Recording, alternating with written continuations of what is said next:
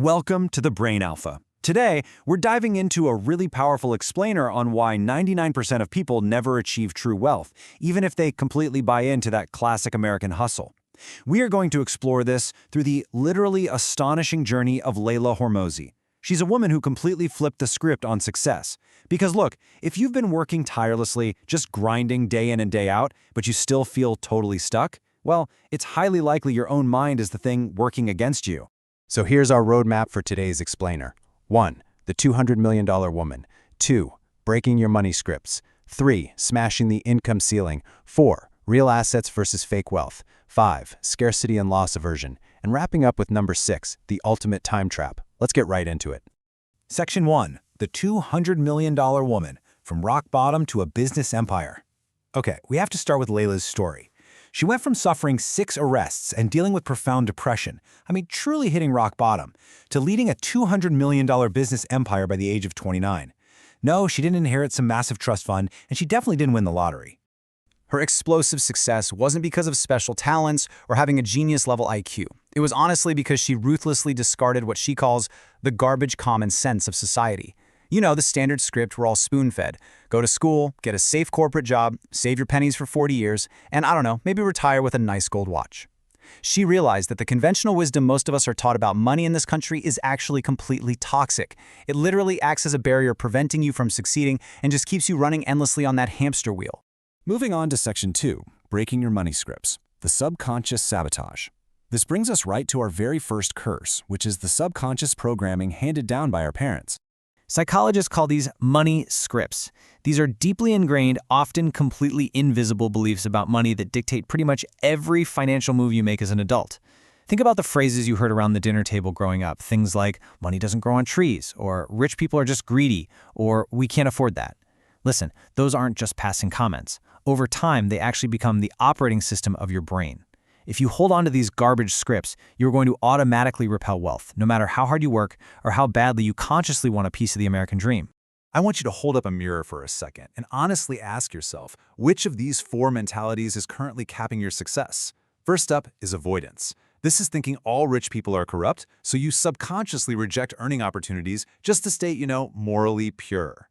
Next is worship. This is believing cash solves absolutely everything, which leads you to sacrifice relationships for a quick buck, and ultimately you lose your network and your trust. Then we have status, buying luxury items on high-interest credit just to flex online, right? Drowning in endless debt while pretending to be a baller. And finally, vigilance, obsessing over $1 coupons and being so terrified of losing a single dime that you completely refuse to invest in yourself or your business. Look, if any of these sound familiar, it is time to throw them in the trash. Section 3. Smashing the income ceiling, your invisible barrier. The second curse is, ironically, totally self-imposed. It's the deadly habit of setting a mental limit on what you actually believe you deserve to earn. Just think about it for a second. If your subconscious ceiling is set at, say, 50 grand a year, and a $1 million opportunity suddenly lands right in your lap, your brain will literally hit the panic button. It feels entirely unnatural to you. Your mind will start to self-sabotage just to drag you back down to your comfort zone. You might suddenly start making careless mistakes at work, or you pick a fight with a massive client, or maybe you absolutely bomb a pitch that you had fully memorized. It's wild, but your brain will do everything in its power to restore you to that comfortable, predictable $50,000 identity. So how do we fix this? Well, to smash your income ceiling, you've got to constantly inch out of your comfort zone and permanently set up camp in the learning zone. That's how you gently expand your capacity for wealth. The comfort zone is easy, sure, but absolutely nothing grows there. On the flip side, the panic zone, that's too far. You'll get completely overwhelmed and just retreat back to safety. But the learning zone, that's the sweet spot where you stretch yourself just enough to normalize making more money. By staying there, you slowly convince your brain that higher revenue isn't a threat at all. It's just completely normal for you. Section 4. Real assets versus fake wealth. Stop buying garbage. Now, this third curse is a massive, massive trap for newly successful people. It's confusing flashy items with actual wealth. As soon as some folks get a little bit of cash, they immediately want to reward themselves. But what they end up buying are actually just financial sinkholes. There is a huge difference between the fake rich, who surround themselves with depreciating trash, and the ultra-wealthy, who only buy things that work for them. Take a brand new luxury sports car bought on high-interest credit, for example. It plummets in value the literal second you drive it off the dealership lot. That's a massive liability.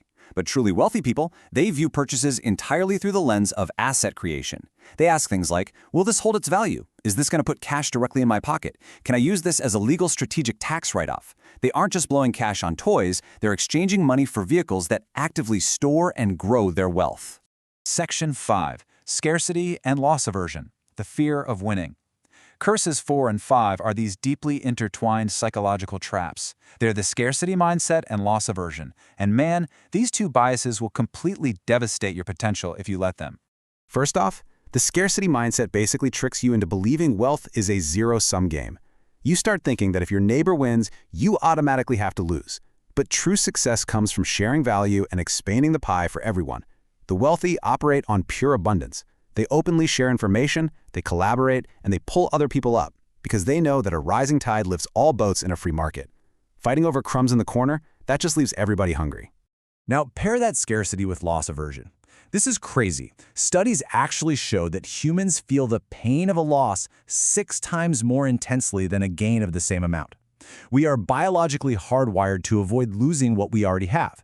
And honestly, this is exactly why people stay trapped in toxic, dead-end corporate jobs, instead of taking a calculated risk to start a business.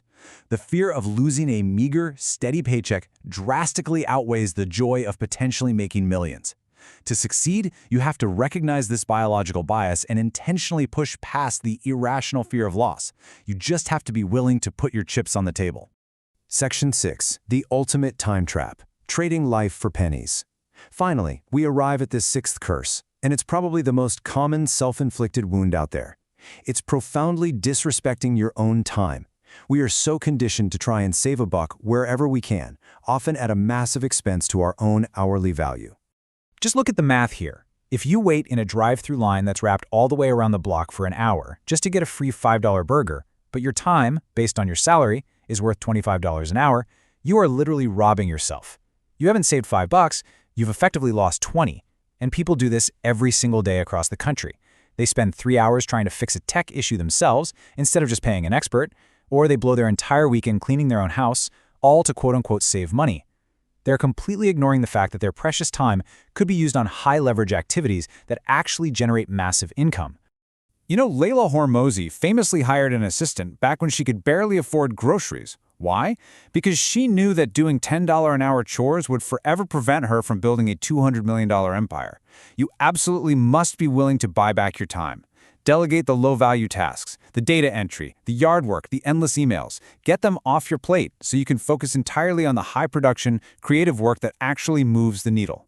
If you insist on doing everything yourself out of stubbornness or penny pinching, you are putting a permanent, unbreakable cap on your income. I really want to leave you with this final thought for our explainer today. Take a hard look at your daily habits, hold up that mirror, and decide if you're finally ready to throw these garbage mindsets away for good. The difference between you and the wildly successful isn't intelligence, it's not a fancy college degree, and it's definitely not pure luck. It's simply the operating system you choose to run in your mind. So are you going to keep trading your life's precious time for pennies, or are you ready to delete the malware, break these 6 curses, and multiply your ultimate value? The choice is entirely yours.